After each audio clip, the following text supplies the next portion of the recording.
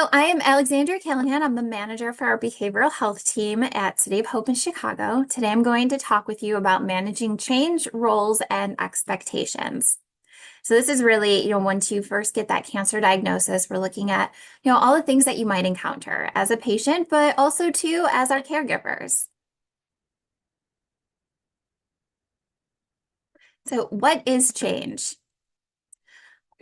Per a Webster's dictionary, change is when you make someone or something different. You alter or modify it.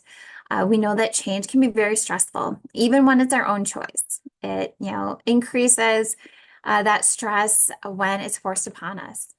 So if you think about you going on a diet versus battling the side effects from cancer treatment, there's definitely a different stress when, you're actively choosing like, okay, I want to lose weight. These are the steps I'm going to take versus, wow, I have to go through all of this treatment. Now this is interrupting my work. This is interrupting my family. This is interrupting my functioning.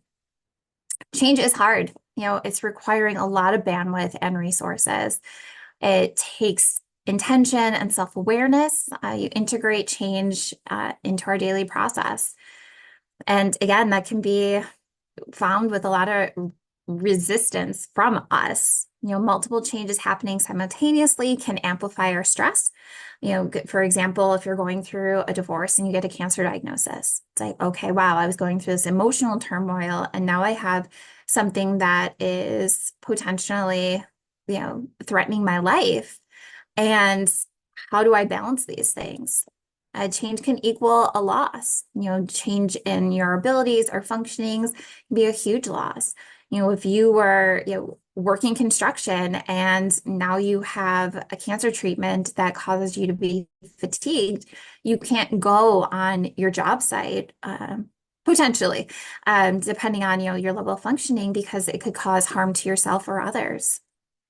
Changes happening to you require you to change and grow along with it. All change externally is balanced and adjusted to with an internal change. So often you try harder when facing change rather than doing things differently. So a lot of times too, it goes back to that resilience to say, okay, well, I don't really want to do this change and I'm going to try not to go with it. But, eventually, we do have to give that ebb and flow and find that balance so that we can balance that stress too. So common physical changes from cancer, definitely the physical abilities. There's late or long-term side effects from treatments, especially the neuropathy. It might not happen right away for patients, but down the road, it starts happening where you might get that tingling in your fingers or your feet. Your balance will be off a little bit. Even reaching into the fridge to grab things might feel like pins and needles versus before when you could just do it without any thought. Weight gain or loss. So I've had a lot of patients that they lost a lot of weight and, their clothes aren't fitting them the right way, or they said, well, now I look sick. I look like a cancer patient. And we also have patients that gain weight. Sometimes too, there's a fluid retention with some of the treatments. So there's a lot of, body image changes that happen. Pain is a huge change for people too. Just trying to figure out how to navigate and manage it, how to stay ahead of it and still be able to function. I've had quite a few patients say, they love having the pain medication. However, it makes them feel like a zombie. So where do they find that balance between, okay, I'm not in pain, but I'm still not really able to function because cognitively I don't feel like I'm there. Fatigue. Cancer-related fatigue is very prevalent. And then you also have the side effects of cancer treatment, which also have fatigue. So there's a lot going against the body too. And with fatigue, I always recommend to my patients, finding that balance, seeing if it's, the kind of fatigue where if you took a nap, it helped to re-energize you, or is it the fatigue where you need to push and get over that hurdle a little bit with different activities so that your body can say, okay, yep, I'm ready to go. And then, sexual dysfunction. So we have a lot of different sexual health side effects that happen from treatments. And it's not necessarily, to have intercourse with someone, but, our sexual health team work really hard too to make sure that, everything is working well for you, or, your exams, things like that are comfortable for you. And then, of course, going back to the appearance, we have the weight gain and loss, with the body image, but also, there's our physical appearance. You might go through hair loss, your clothes don't fit you the same way. You look in the mirror, your skin pigmentation might have changed. There's a lot of different appearance changes that happen with the various treatments. Radiation can cause a redness or almost like a sunburn for some people. So we always, recommend for our patients too, find something that, helps you feel good and look good. Even if, that's putting on, a little bit of makeup, or, if you didn't lose your hair, having your hair done. Or I have one patient, she got a bunch of wigs from the Halloween store at clearance time. So every time I see her, she has different hair. And she just has a lot of fun with that. So one time it was, neon pink, and then another time it was, she has a vibrant redhead. And that was just something that helped her feel better about herself. Sleep interruptions definitely are a huge concern for patients. And, just that general idea of I can't do what I used to do, or I'm sick and tired of feeling sick and tired. I've had so many patients that have, talked about that and saying, I want to get back to my life. And I know I can't go backwards to be that person again, but I'd like to have some semblance of that life back. Some of the common mental changes for cancer, an increase of fear and anxiety, thinking about, will the cancer recur? Other life changes that might be happening, or, future plans, things that, you worry that you're going to miss out on. A lot of patients that say, I want to make sure that I'm around to see my kids graduate. I need them to get to a certain point before I pass away. Or, getting to some of those milestone events, or even goals that we have for ourselves. I'm working on this big project, and I feel like that's going to impact a lot of people positively. I want to be able to get to a point where I can finish that. And, there's a lot of the question too, those unknowns of, will I be able to participate in those things? Will my body physically be able to do it? Will I be able to cognitively do it? All those things. Depression is very common as well. When I talk about depression, there is, the mental health aspect where, it can be like more of a chronic, or you get into those dark places, but there's also like a medically induced depression. So we look at that as well and say, okay, well, if we remove those side effects from treatment, you're feeling achy, you want to lay in bed, you have the covers over your head, you don't want to engage with anybody. If we took away all the cancer stuff, would you still feel the same way? And when I've asked a lot of my patients that, I think I'd say 98% of them say, no, I would not feel the same way. I want to be up. I want to be doing things. My body aches. I don't feel good. So it's similar to when you have the flu. You're not functioning the way you used to.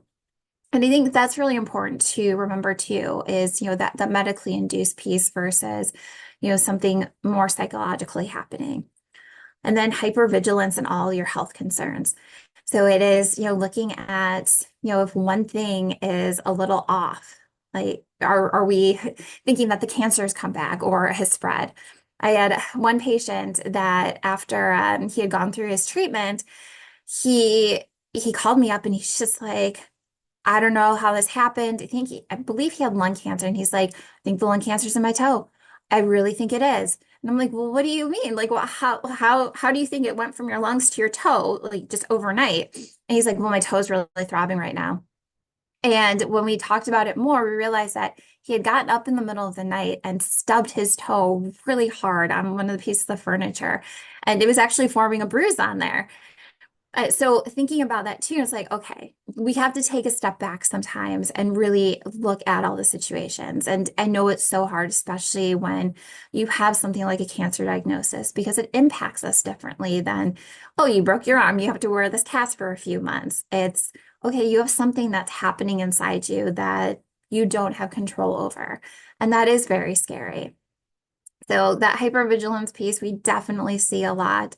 We actually even see it in some of our staff. We work with cancer every day. And I remember I was talking to one of my colleagues who had this massive headache, and she was dead set. She's like, I really think I have a brain tumor. She's like, I have all the symptoms. And, we realize too, when we look at that, you're like, even if you go to your phone, you look at Google and you start searching these symptoms, you can get a lot of different diagnoses. So that's important too, to say, okay, I need to keep myself in check. I mean, of course, if there's something that's persistent for multiple days, absolutely reach out to your care team. But, if it's a one-off thing, it's saying, okay, what did I do differently? Did I just sleep funny on the couch and that's why my neck is so stiff, or something else really happening? And of course, too, your change of identity, your sense of self. Who am I now? Who will I be? You're a key for promoting the change you want in the future. So when you think about that too, it's saying, okay, I'm going through this. So right now, I am a cancer patient, whether you identify as cancer patient or not, that's, part of your journey right now. And it's saying, okay, well, as I'm moving through this, how do I want to represent myself? And I know this can be really challenging too if, depending on your treatment, you're not able to work. Or, you saw yourself as the main breadwinner in the family and now you're on medical leave. So you're worried about the finances, things like that. Or you don't feel like you're pulling your weight in the family. So those are all topics to think about too and explore. And then, of course, the different grief reactions, the processing the change, the losses that happened, your loss of functionality, your confidence, not being able to do what you're used to, that medical grief too, grieving the losses that occurred just before, during treatment. So all those changes that we're going through. And then our social changes from cancer. So those roles within our families. What was your role? Were you the glue, the fixer, the caretaker? You're happy-go-lucky, the no-nonsense, the worker, the doer, the reliable one. All these different roles that we might have or share. And these may change in part or in whole. Who we are and what our purpose is helps to define our roles. And the roles of others will also influence the roles we have and how they change or evolve with cancer. And others will often see you in your previous role and not your current one. I had one patient, she was the glue for her family. She was the go-to person. She was the fixer too. Everyone went to her. She solved all the problems. She had all the answers and she did everything. She was so active. And when she got her diagnosis and went through her treatment, I mean, she handled it really well. She was able to keep up with the pace, but it was still challenging for her. And she got to the point too where she was just feeling drained by everyone constantly calling and needing things from her, that she started setting those boundaries. And when she met with me, she was really disturbed because one of her daughters said, well, Mom, you still look the same, so you should be able to do everything that you used to do. And that comment in itself, just it hit her to her core. I saw just that hurt inside her because she said, although I look the same on the outside, which she was grateful for, she said, on the inside, I'm still healing. She's like, there's a lot that happened in there that they can't see. There's a lot happening they can't feel. She had this pain that just would not go away, but she was trying to push through it to keep up with her regular routines. So that's something too that's, a very challenging conversation to have with loved ones to help them understand, like, even though I might look the same on the outside, that doesn't mean everything is as it should be on the inside. Also, to changes in finances or insurance, that impacts the care and relationships with your medical team. We have, especially towards the beginning of the year, a lot of people, their insurance changes. And if they've been working with the same medical team for a long time and they find out my insurance doesn't cover, like it's looking at, that fear factor of, okay, I have to start over with a whole different group of people, or what can I do in order to keep this already established relationship with all these providers that I trust going? So there can be extra financial strain too. Even traveling to come for treatment, travel, lodging, uh, the airfare, a lot of our Medicare, Medicaid patients, we can't assist with any of that transportation. So it's looking at, okay, how do we budget for this outside of our regular budget when we don't have extra income coming in? And then changes in doing your job, your career. So those physical limitations, mental or cognitive limitations. I had one patient, she was an accountant and just brilliant mind. You give her any numbers and she would have the equation figured out before you're even done with those numbers. And she was noticing with the chemo that it was impacting her cognitively. She wasn't as sharp as she had been. Like she could still do it. There was just a delay with it. And that was something that was very challenging for her to address and overcome because she had standards set for herself that she always met and she wasn't meeting them anymore. So that was, a lot too to look at and say, okay, how do I find acceptance in this when I'm not ready to accept that? That's a change that's being put on me. It's not one that I'm choosing. And oftentimes too, employers don't always notice, but the person always will. So, how we see ourselves will be returned to us. Our own lens is judged by our work because we know our own work ethic and our abilities prior to cancer. And a lot of times we will compare ourselves to that person prior to cancer versus saying, okay, you've gone through cancer, you've gone through all this treatment. These are all the side effects. This is how it's impacted your system. It's a traumatic experience. So your system is trying to go through and recuperate from all of that as well. And then, of course, the role of our loved ones turned caregivers. So the roles and responsibilities within the household may change. You might be the person who was always in charge of the laundry, and now to carry the laundry basket down to the basement is an all-day event. So someone else takes over that piece. Our relationships roles change, from husband and wife to patient and caregiver. I had one couple that I was working with that they said it felt more like a mother-son relationship, just the way, like the level of needs that he had and how she was caring for him. And, she said, how am I supposed to feel romantically towards my husband now when I feel like his mother? So it was this weird dynamic. She's like, I'm not attracted to my children that way. And she's like, and I want to still be attracted to my husband. So it was really, working with them too to figure out how to tease those roles apart. How can we redefine them within, the parameters of, the medical needs, but also allow for that time for the spouses to come back together, to nurture each other and connect and feel that, the husband wife or, the spousal connection versus that, that offset of, a patient caregiver or mother child type thing. And that goes, with those intimacy shifts. So those views and our abilities. When we work a lot with our patients too around that intimacy piece, I've had some say, well, I'm not functioning that way, so we just don't think about intimacy.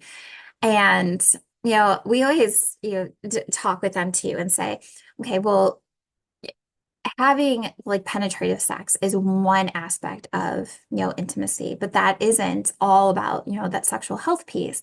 The intimacy is really about that connection, the communication, the time spent together. Do you hold hands? Do you cuddle at night? Are you able to like have a date night where, you take cancer off the table as a topic of conversation and you're simply there together? So it's looking for those ways to connect and really be present with each other and foster the intimacy. And then two, we have our caregivers trying to balance work, home, and patient needs. So there's a lot sometimes that gets, put on to our caregivers. And, they feel overwhelmed and are trying to find, a way to navigate through all of those things. And a lot of times our caregivers, they feel like it's their sole responsibility. I'm the spouse. I need to take care of all this stuff. So a lot of times they've turned down, assistance or help. And that's one thing that I always encourage our caregivers. People are asking, like, what can I do to help?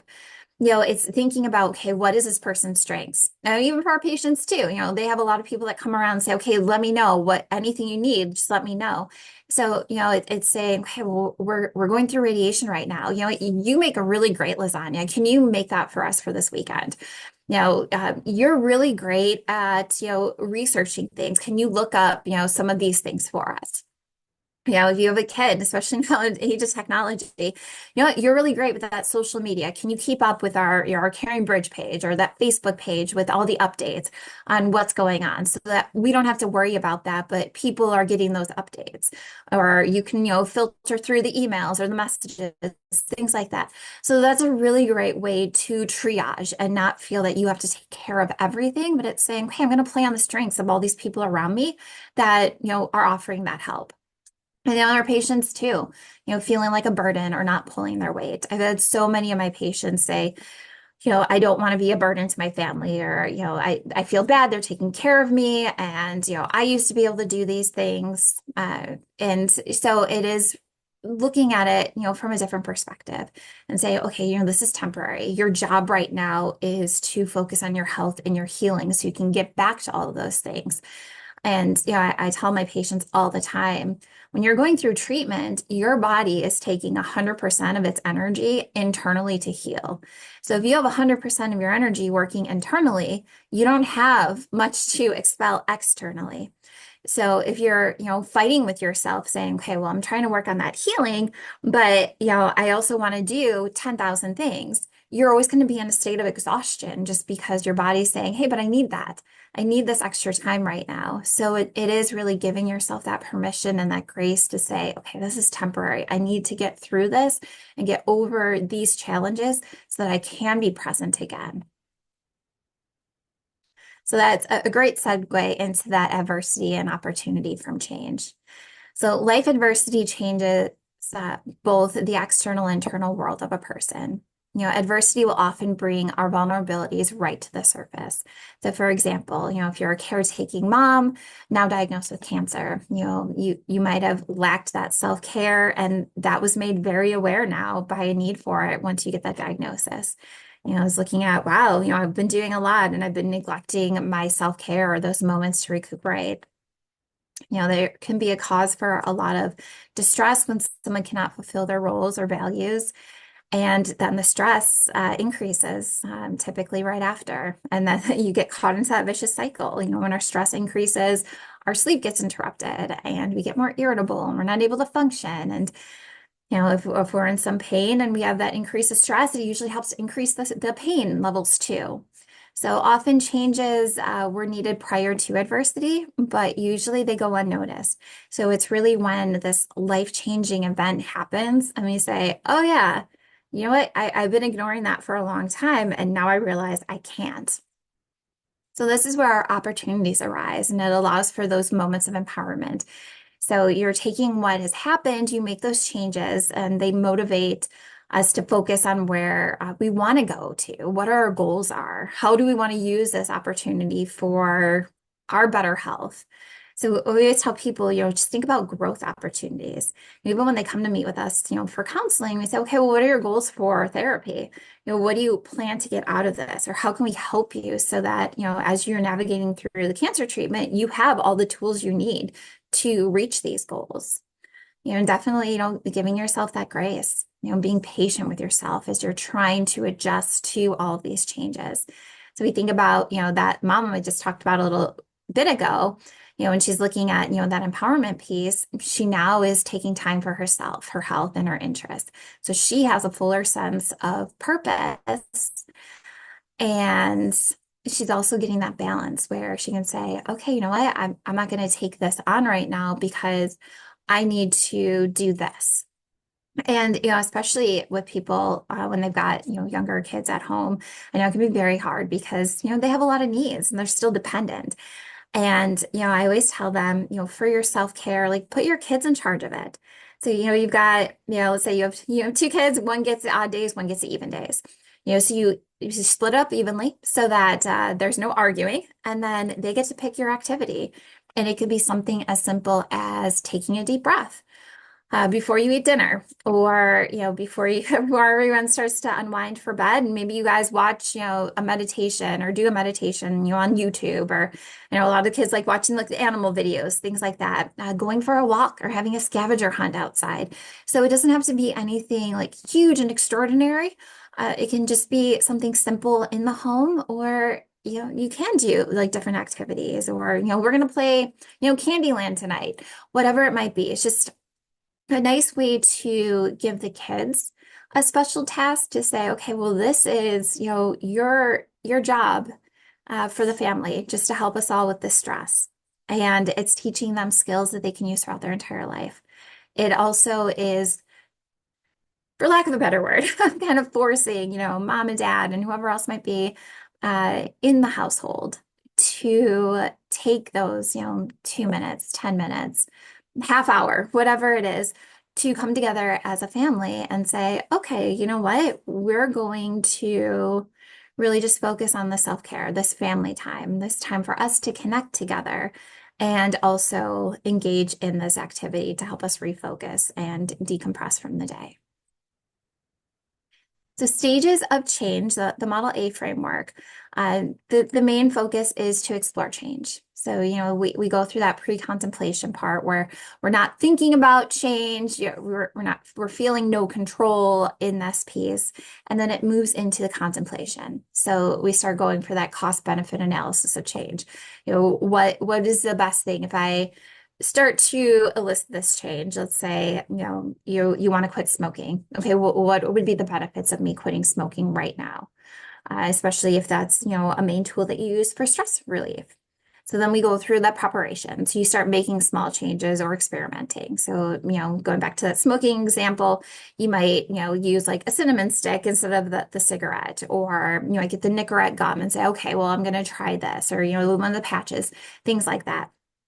And see how the body responds to it. And the action is that definitive action towards a change. So it's saying, okay, you know what? This is it. I'm setting this goal. I'm going to do it. Similar, with the smoking. I mean, even, when we think about, our New Year's resolutions, I'm going to go back to the gym and get into shape. So it's saying, okay, well, my preparation was I got the gym membership. And then the action's like, okay, you know what? I'm going to go on Monday, Wednesdays, and Fridays, whatever it might be. So, it's getting something into action. It's basically holding ourselves accountable too. So it might also be part of my action is I'm going to tell these people, or I'm going to have someone do this with me so that we can hold each other accountable. And then we look at that maintenance. So we're focusing and maintaining the change that you've made. So you've made all this progress. You might have cut out all the cigarettes, or you went from, a pack and a half to half a pack, which is great. So it's looking at, okay, where did I start? Where am I at now? And knowing too that relapse is common. So, it's not beating yourself up if you, slip back into a pattern, or, you're going to the gym and all of a sudden you realize that you haven't been there in 2 weeks. It's just looking at, okay, what happened in that relapse? What made me move backwards? Asking yourself those questions just to understand it and start developing a plan for that. So it's looking at it saying, okay, well, this is what happened. What can I do more preventatively so that I don't do that again? And making changes can feel really overwhelming. So a framework can give you structure to that helps you as you're thinking and feeling about the change. How is that impacting you? Seeking that support from people who are positive and inspirational in your life too.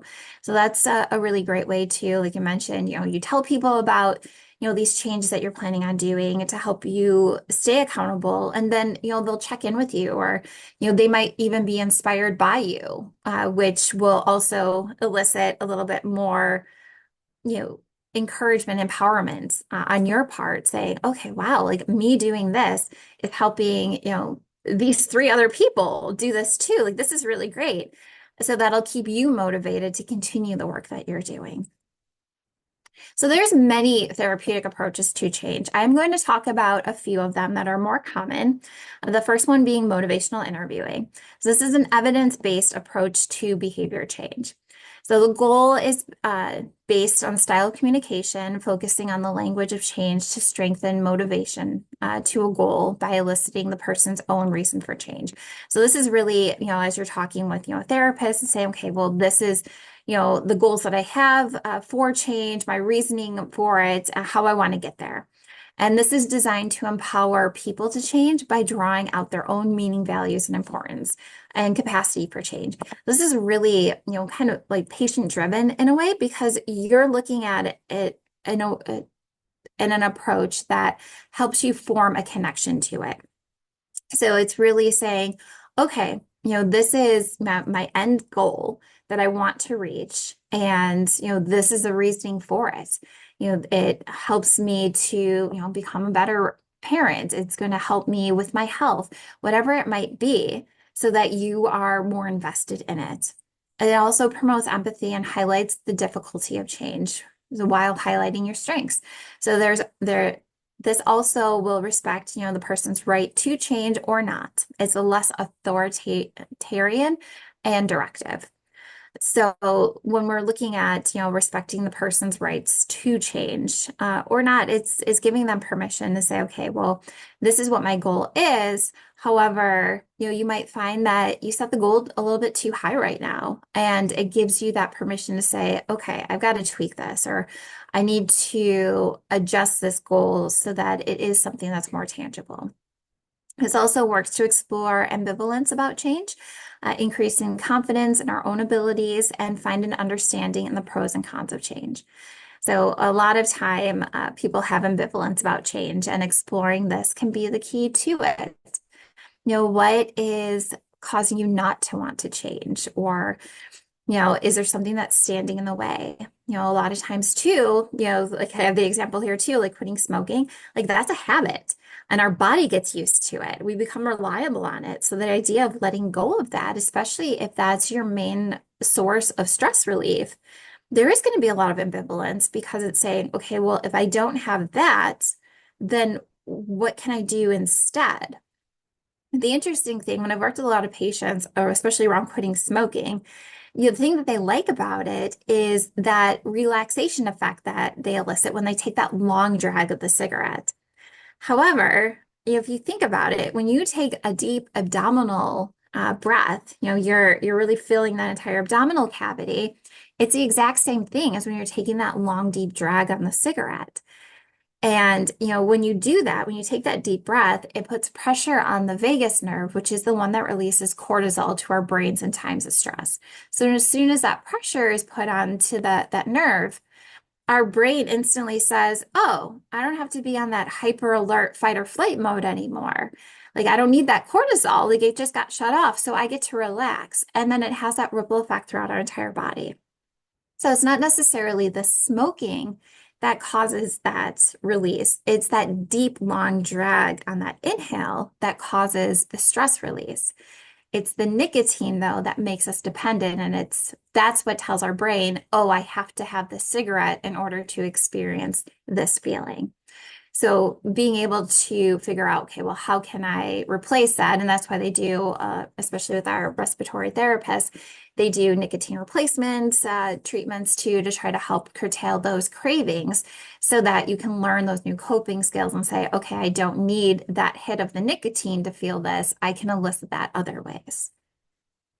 So you can think of motivational interviewing like a series of conversations to explore your values, concerns, strengths, pros and cons, ambivalence, and gain a greater understanding of yourself in light of the change that you want to make. Motivational interviewing is used a lot in health, fitness, nutrition, medication adherence, and even in substance abuse. So definitely a great tool to help as you navigate change. Another very common technique is cognitive behavioral therapy. So this is identifying problematic situations, becoming aware of your thoughts and emotions around the situation, and challenging the thoughts and replacing them with more constructive approaches. You go through an initial assessment where you're discussing your concerns and identifying target areas to focus on with your therapist. So this can be, something like even we've used this for patients that are claustrophobic, trying to help them get into a PET scan or the MRI machine, which can be very challenging. So you identify the thoughts and emotions, recognizing how specific situations trigger those unproductive thoughts and emotions, often through journaling, just so that you have a way to track those things and start to tease apart a lot of those patterns. And then you do your cognitive restructuring. So you're examining the accuracy of those negative thoughts and beliefs, challenging their validity and replacing them with more balanced perspectives. So you think about the claustrophobia, you might have, as a child, been, locked in a locker or something, and that has caused that severe claustrophobia. So you're looking at, those triggers. So the idea of going into a dark tube is reminding you of, that locker. And so it is trying to figure out, okay, well, how can we, switch those, those thoughts so that it doesn't pose a threat, but you see it as a benefit now to go through those scans. I had one patient, she would freak out before the scan. She would get all prepared. She'd be in the waiting room, breathing just fine, ready. She'd walk into the room, see the machine, freak out, and run out and leave. And we learned very quickly that she needed to form a relationship with the machine prior to that appointment. So our staff were phenomenal. They worked with her, after hours. They were done with all the scans. They allowed her to go in there and they let her at her own pace move into the room, look at the machine, go around it, see what it was like, sit on the table. We were there to support her. So when she could feel the anxiety rising, and she actually, for her PET scan, she had to do that 3 times. It took her, just that much time to be okay with laying on the table for that scan. And so that's, going in, in behavioral activation. So that's engaging activities that bring pleasure and a sense of accomplishment, particularly helpful with depression. So it's looking at, okay, the different things that she could do to help her regulate herself while she was in that room with the PET machine. And then that's actually part of that exposure therapy. So she was exposing herself to that feared situation to reduce her anxiety. And then, those problem solving skills, learning strategies to identify and effectively address challenges in daily life. So we had, everything set up for her. She knew that she could call for help if she needed that. Beforehand, she would sit in the room with a dim light on, with a warm blanket, a warm washcloth over her eyes to just help her body to relax a little bit more. She would take an Ativan. So as that was kicking in, she was in her relaxed state, and that's what really helped get her into it, so that she could get those PET scans that she needed for her treatment. And then two, teaching those relaxation techniques. So practicing techniques and coping skills like deep breathing and progressive muscle relaxations to reduce stress and anxiety. So the important aspects of the cognitive behavioral therapy is that collaborative approach. So working actively with a therapist to identify patterns and develop strategies. Focusing on the present. So addressing current issues and behaviors rather than dwelling on the past. And there's homework assignments. So practicing those learned skills between therapy sessions and making sure that you are building that toolbox. So when you come across those moments of stress or situations that could be triggering, you're not getting hijacked by them. You're able to stay present, regulate yourself, and figure out what you need to do. Regular monitoring, so tracking your progress and adjusting those interventions as needed. So you might find in some situations that, those tools work really great. So, we've had some people that are afraid of flying, but they've got to fly to get here because the drive here was too long. So it's figuring out, okay, how can we help curtail that anxiety so that we can get you on that plane to get you here? So when we look at it, this little diagram really breaks down, that connection between, the situation, what triggers the problem. And you'll see, the thoughts, emotions, behaviors, and physical reactions, those are all connected with each other. And they're intertwined. So, those thoughts are going to impact the behaviors. What do I do? As you're thinking about what's going on in your head, you're also going to pay attention to those physical reactions. So how does my body react? And of course, the emotions. How do I feel? So this is a really great way to keep you present as well. You're checking in with your body constantly, saying, okay, here's the situation. This is the trigger. What happens when I get triggered? Am I able to think? Do I feel disconnected from my body physically? Does it feel like, my body's numb and my head's off doing something else? And of course, those emotions too. Do I feel overwhelmed with anxiety? Is there's this fear there? Uh, do I start crying because I'm so overwhelmed? Do I feel like everything just shut down? I don't have emotions in those moments because I'm terrified. And that goes back to, that fight or flight, or even that freeze, I think, response and trauma. If you think about when you're, if you're in the woods and a bear comes up to you, you're going to be frozen for a moment. There's that moment of, okay, what do I do? I need to survive. So it's, do I run? Do I play dead? Do I just stand here? And so it is figuring in that split second what my reaction is. And of course, there isn't so much of a threat in the moment, like my example with the PET scan, but it definitely is saying, okay, in these moments, when something happens or it comes out of the blue, how am I responding? What tools do I have to help me stay centered and grounded? And that's where a lot of those different breathing techniques really come into place. One thing I always have a lot of people do, especially when they have anxiety, is, put one hand on their heart, one on their abdomen, and just breathe into their hands. And what's really nice about this too is you can add extra pressure to your body. So it's like you're giving yourself a hug, or you can just lightly touch it, however you need to feel that comfort. You close your eyes, you can go sit in a corner, whatever helps you feel that safety and security and ability to refocus. And then the last technique I'm going to talk with you about is the somatic therapy. So this is really a body focused approach. It promotes a change by focusing on that mind-body connection, increasing awareness of the physical sensations as they relate to the emotions. So this body-centered approach, it prioritizes the understanding of the body sensations as a way to access and process those emotions. So similar as I was just talking about with the cognitive behavioral therapy, it's really looking at, what those triggers elicit in the body. And if there's certain movements or things that release them too. A lot of times, this is used with trauma for a release. Exercises are designed to assist in that release of the stored trauma within the body, which helps with symptom reduction. We see that a lot with trauma-informed yoga, different ways to help the person start to reintegrate into themselves. A lot of times, especially with trauma, there is a huge disconnect within the body. And it goes back to what I was talking about a little earlier, too, about that feeling of being numb. And so when we start getting back into our body, we start feeling a lot of things, and that can be challenging as well. So it's really giving yourself that permission, that time, and certainly patience too, as you're navigating to say, okay, I need to do this in little steps, or what do I feel comfortable doing as I'm moving? There's a nervous system regulation too. So looking at the breath work and mindful movement can help regulate the nervous system, helping individuals move from a state of fight or flight or calm. And yeah, that's also too, the example that I gave with like the bear in the woods, that fight or flight mode. A lot of times, especially when we're newly diagnosed, we instantly go into that. We have our patients that are like, okay, I can't feel anything. I'm just going through this. I'm going to fight. I'm going to push through. And then we also have people that deny it. I've had quite a few patients say like, nope, I ignored it. I don't have cancer. I don't even say the word. It's not part of my vocabulary. It's not part of my identity. I'm not going to acknowledge it. And then, we have the people that freeze, they numb out and they're just like, I don't know what to do.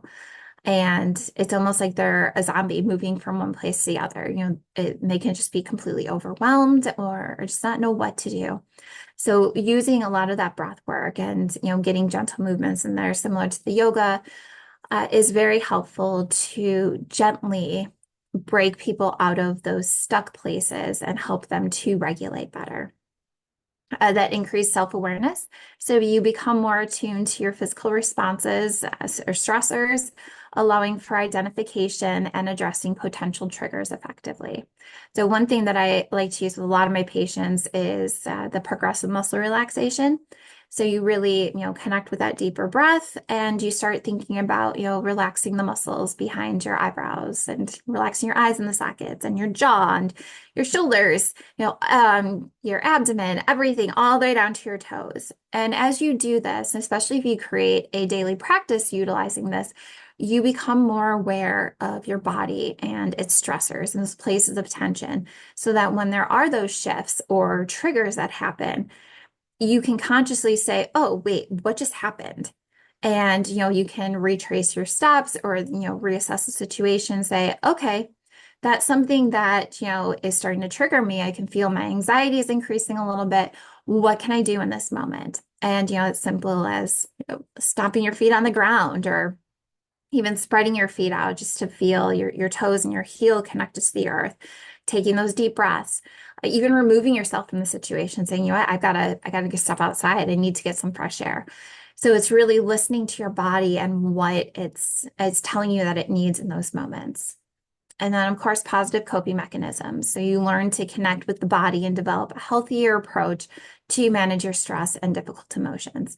And, that's really important for all of us to, keep in mind. There's, different things that, you know, elicit different reactions from us. I know for myself, driving elicits a little bit more of a stress response from me. I will be the first to admit one of my biggest pet peeves is people that don't use their indicator, especially, you're driving and if you're on, a double lane highway or something, and then someone just slams on the brakes to turn. And for me, it's like it elicits this fear response. I was in a really bad accident when I was in high school. So I'm a very vigilant, hyper vigilant driver in that way. Like I'm always trying to make sure that everywhere that I'm looking, I'm trying to predict the movements of other people. And when they're not using the indicator, it does. It creates, I'm not going to say road rage in me, but it does elicit a response in me where I feel out of control. And in that moment, I need to take a couple of deep breaths and refocus and say, okay, you know what? You keep a distance, a cushion between you. So if someone does that, you still have time to stop. Um, and so those are, important things to look at and say, okay, well, how do I apply these things not only to my cancer journey, but to my everyday life? So that as I'm exploring my own body and how I work and the triggers that go along with it, I'm able to regulate and recuperate and have that stronger sense of self as I'm moving through. So thank you very much for your time. I hope you had some great takeaways and feel a little bit more comfortable with the idea of change and the exploration of that. As always, if you have any further questions or concerns or even just about any of the slides or information, please feel free to reach out to the cancer fighters. They can always get in touch with us too so we can further assist you. I hope you have a wonderful day. Thank you.